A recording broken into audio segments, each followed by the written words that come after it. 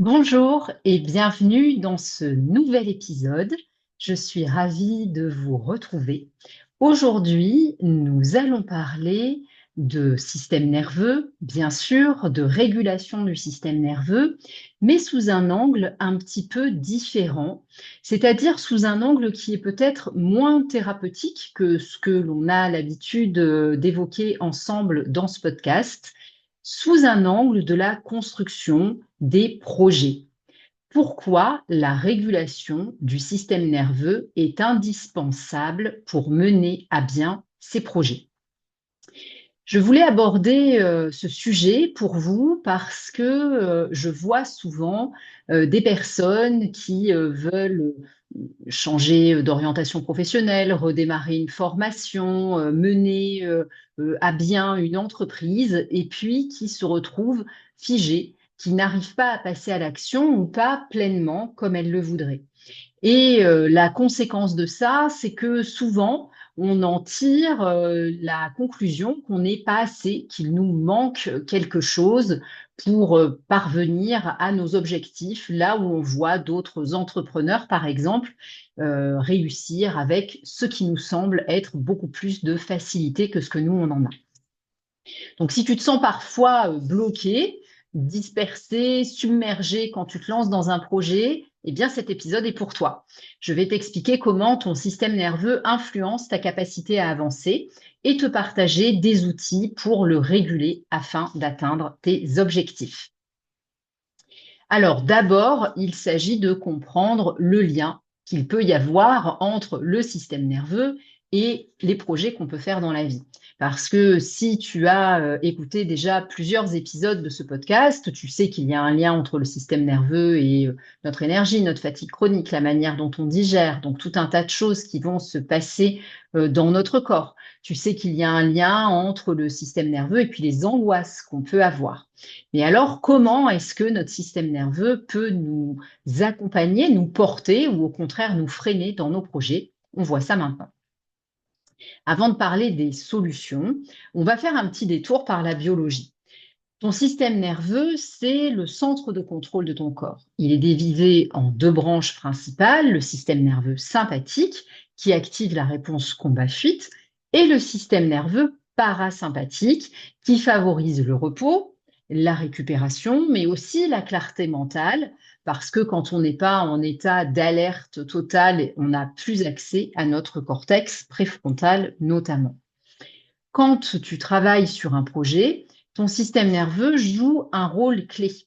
Si tu es dans un état de stress ou d'anxiété prolongée, ton système nerveux sympathique va dominer dans un premier temps et ça peut finir par entraîner, en cas de dérégulation, des difficultés à se concentrer et au bout, du surmenage qui va bloquer toute avancée, qui va t'entraîner à la procrastination, par exemple, qui est très liée à la peur de l'échec, qui est le début du figement, et qui peut nous amener ensuite au burn-out, au bout du bout.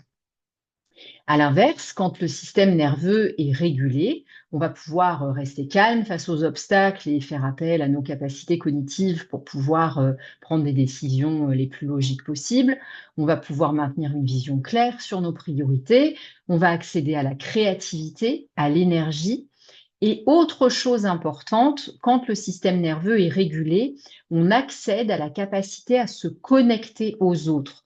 Et se connecter aux autres, c'est ce qui nous permet, par exemple, de demander de l'aide quand on n'arrive pas à faire quelque chose, quand on se rend compte qu'on n'a pas les compétences, et c'est souvent le cas quand on est entrepreneur, c'est le fait de s'entourer qui fait que on arrive à mener à bien un projet. On a rarement les multi-compétences qui permettent de faire tout seul.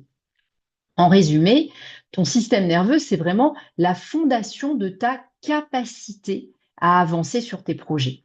Et j'insiste sur ce terme de capacité qui est particulièrement important. On pense souvent que quand on veut mener des projets à bien, il s'agit surtout de se pousser, d'avoir plus de volonté et de passer en force, en quelque sorte.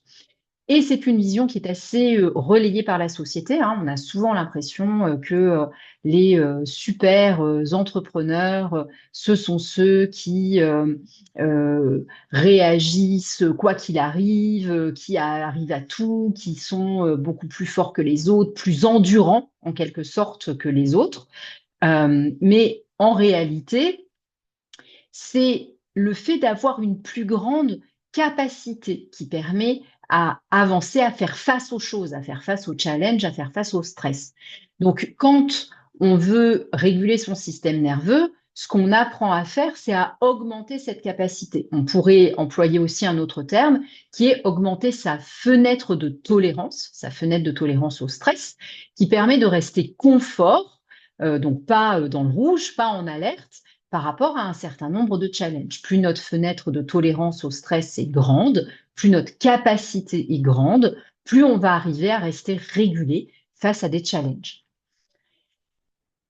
Alors ça, c'était donc pour la base de la base, hein. Qu'est-ce qui se passe sur la biologie du système nerveux? Si tu veux en savoir beaucoup plus, je t'invite à aller écouter les tout premiers épisodes du podcast dans lequel on fait un point sur les différents états du système nerveux, comment on peut passer d'un état à un autre, pourquoi le système nerveux se dérégule, et on voit ça de manière très détaillée dans plusieurs épisodes du podcast. Alors voyons maintenant pourquoi est-ce que le système nerveux dérégulé va venir freiner tes projets. Pourquoi, quand le système nerveux est dérégulé, on n'arrive plus à avancer, on procrastine, on prend des décisions dans l'urgence et pour se protéger et pas pour bâtir. Pourquoi est-ce qu'on va se sentir plus irrité, plus irritable, plus méfiant, par exemple, et on va avoir plus de mal à collaborer? Donc voilà ce qui peut se passer dans ces cas-là quand le système nerveux se dérégule. D'abord, le mode survie prend le dessus. Le cerveau va percevoir le projet comme une menace. Alors, qu'est-ce que ça veut dire percevoir le projet comme une menace? C'est pas j'ai envie de reprendre mes études et le système nerveux se dit c'est dangereux si tu vas à l'université ou si tu vas dans telle école ou suivre telle formation ou coaching, il va t'arriver des choses terribles. C'est simplement qu'on va se confronter à quelque chose qui est nouveau. Et pour le système nerveux, quelque chose qui est nouveau, qui n'a pas été déjà scanné, passé en revue et validé, c'est potentiellement quelque chose de dangereux. Donc, il va essayer de faire en sorte de nous retenir. Donc, par exemple, si je dois aller présenter mon projet, le pitcher pour entrer dans un incubateur, par exemple, ou dans un accélérateur qui va soutenir mon projet, qui va m'aider à le développer, ou dans une couveuse d'entreprise ou autre, je vais peut-être être amenée à prendre la parole en public. Et là, c'est typiquement le genre de situation qui fait augmenter l'activation sympathique du système nerveux, qui va prendre ça comme un danger et qui va activer une réponse de stress. Donc ça, la réponse d'activation est une réponse qui est normale en soi et qui est souhaitable, hein, parce que ça permet d'arriver pour prendre la parole en public en étant alerte, en étant tonique et dynamisé. Mais par contre, si la réponse de stress est trop forte, ben on va par exemple être complètement paralysé, perdre le fil de sa pensée, se mettre à bafouiller en public. Et là, bien sûr, ben, ce n'est pas ce qu'on souhaite. Donc, le système nerveux, c'est quelque chose qui se passe bien sûr en dessous de notre niveau de conscience, hein, au niveau de ses réactions. C'est extrêmement puissant et ça peut nous paralyser complètement ou nous pousser à éviter une tâche, en fait, pour éviter de se mettre dans une situation qui serait beaucoup trop dangereuse pour nous. Autre chose qu'il se passe, ce sont les pensées intrusives. Vous savez, ces pensées qui tournent en boucle, ces espèces de mantras négatifs, en quelque sorte, du style « je vais jamais y arriver, je vais être ridicule, de toute façon, personne ne croira en moi, je suis pas légitime pour ce projet, c'est trop gros pour moi ». Toutes ces pensées, en fait, elles sont donc une production de notre cerveau pensant, elles sont là pour venir donner de la matière, quelque part, de la réalité à tout ce que le système nerveux est en train de nous faire ressentir pour nous faire un pas en arrière. En fait, ces pensées, elles sont en train d'essayer de rationaliser le fait qu'on se sent, qu'on a peur, qu'on se sent en danger et qu'il y a une part de nous qui n'a pas envie d'y aller. euh, ces pensées intrusives, elles vont se mettre à tourner en boucle, on va avoir du mal à les repousser, elles vont arriver à tout moment de la journée, elles peuvent même arriver en plein milieu de la nuit, nous empêcher de dormir, et donc bien sûr, bah, ça a pour effet d'augmenter encore le stress, d'augmenter encore la difficulté face à ce challenge qu'on s'est fixé. Euh, Au niveau des pensées intrusives, il y a plein de choses à faire, euh, des compléments à prendre, des exercices à faire. Si tu as des pensées intrusives, si tu te sens concerné par ça, qu'elles soient sur des pensées auto-dévalorisantes ou d'autres types de pensées intrusives du type phobie d'impulsion, par exemple, tu peux aller rejoindre la capsule qui s'appelle SOS crise d'angoisse. Je te remettrai le lien dans les commentaires du podcast, qui est une capsule qui a pour but de soutenir toutes les manifestations de l'angoisse, que ça soit des pensées, que ça soit des vertiges, que ça soit des sueurs, que ça soit tout ce qui fait qu'on pense qu'on va faire une crise de panique, que ça va se voir, etc. Donc avec des exercices adaptés, pourquoi on fait ça, à quoi c'est dû au niveau du système nerveux, etc.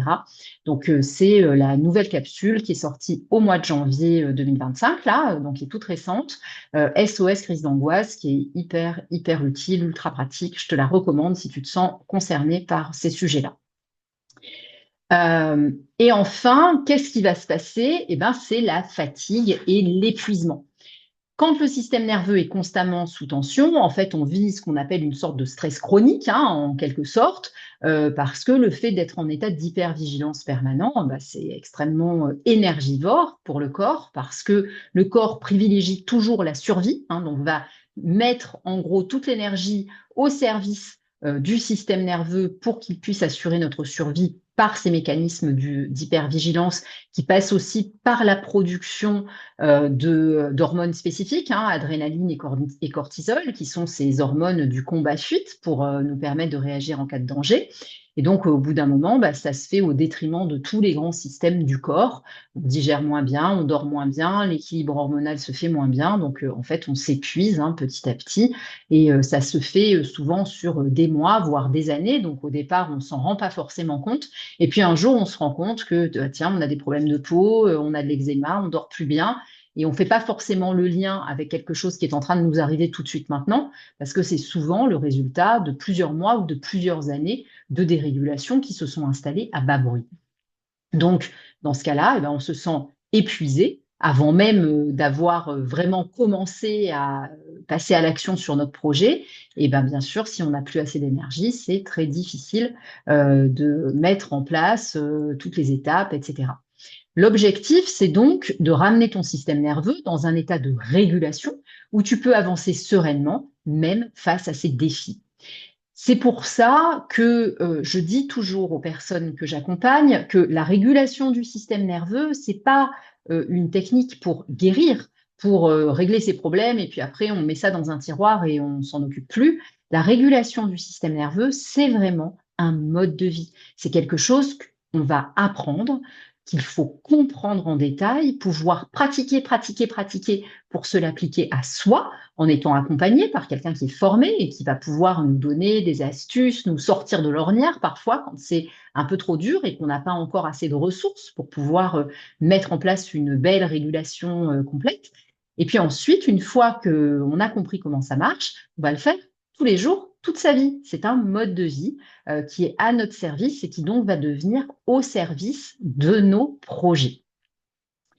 Donc ça, si tu veux te lancer dans l'apprentissage vraiment de fond de ce que c'est que la régulation du système nerveux, de construire des bases extrêmement solides là-dessus, et ça va te servir pour toi, mais ça va servir aussi pour ton entourage. Moi, j'ai des gens dans mon programme qui ont des enfants et qui s'en servent ensuite dans leurs principes éducatifs, dans la manière dont ils gèrent les choses avec leurs enfants. C'est notre programme phare, le programme Adieu Anxiété, qui est le programme qui permet d'apprendre à réguler son système nerveux et au passage en finir avec l'anxiété quand c'est quelque chose qui nous pourrit la vie depuis des années.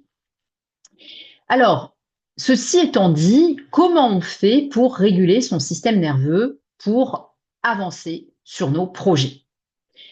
Maintenant que tu as compris le rôle du système nerveux, on va voir comment on peut le réguler pour avancer avec clarté et efficacité sur les projets qu'on peut avoir. Et je te propose maintenant 3 outils pratiques que tu peux intégrer dès aujourd'hui dans ton quotidien, dans ce que tu vas faire pour soutenir ton système nerveux.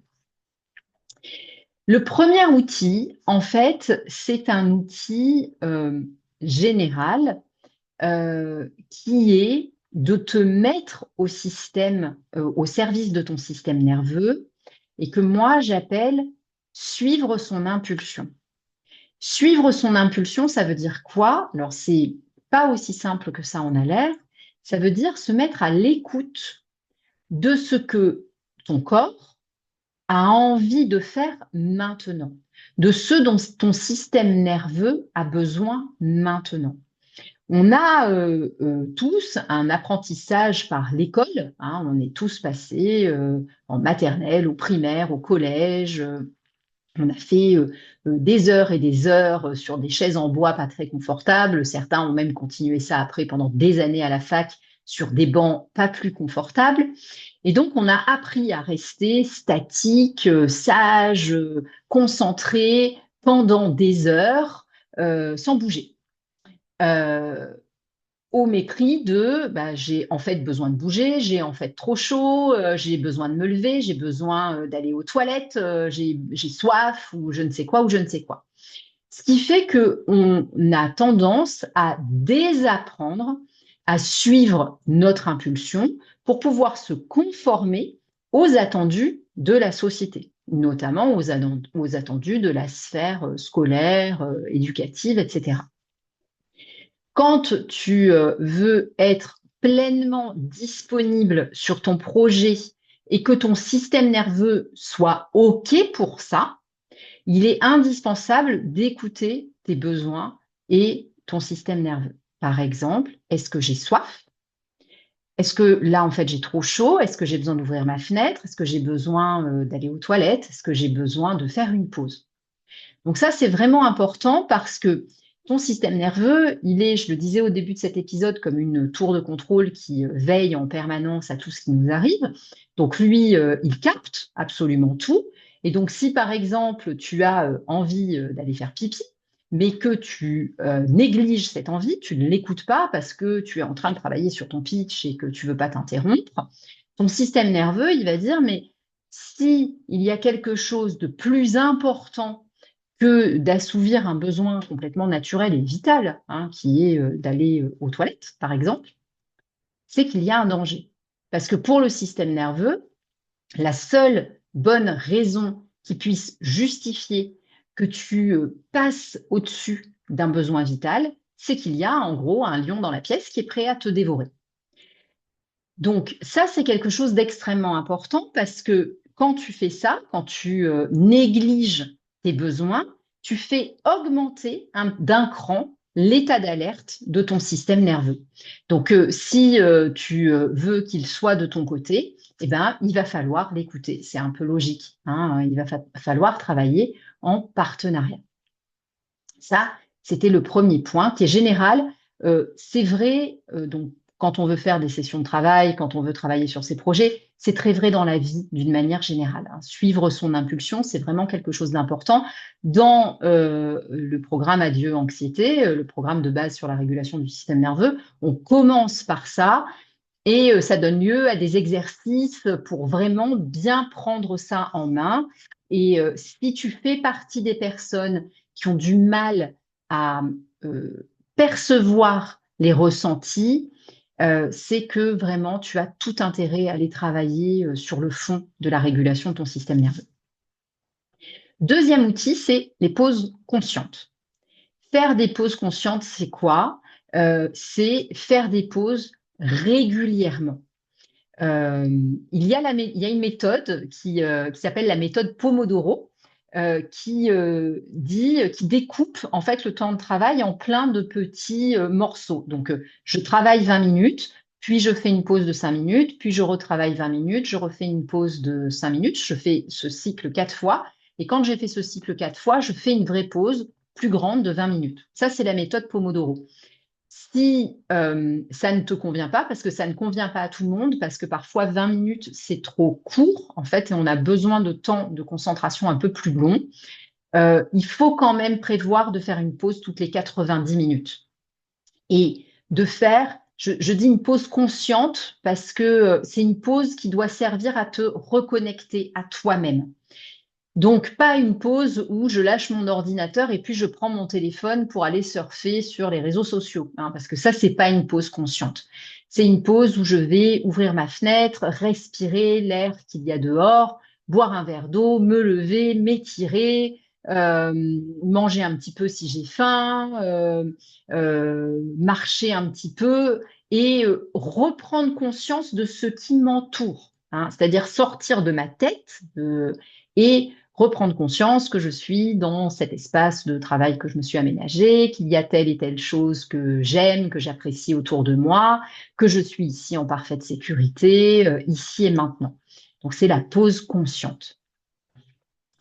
Et donc les deux premiers outils sont, tu le vois, des outils qui sont très concrets, vraiment dans le corps, hein, au service des ressentis et des besoins corporels qui sont captés par le système nerveux.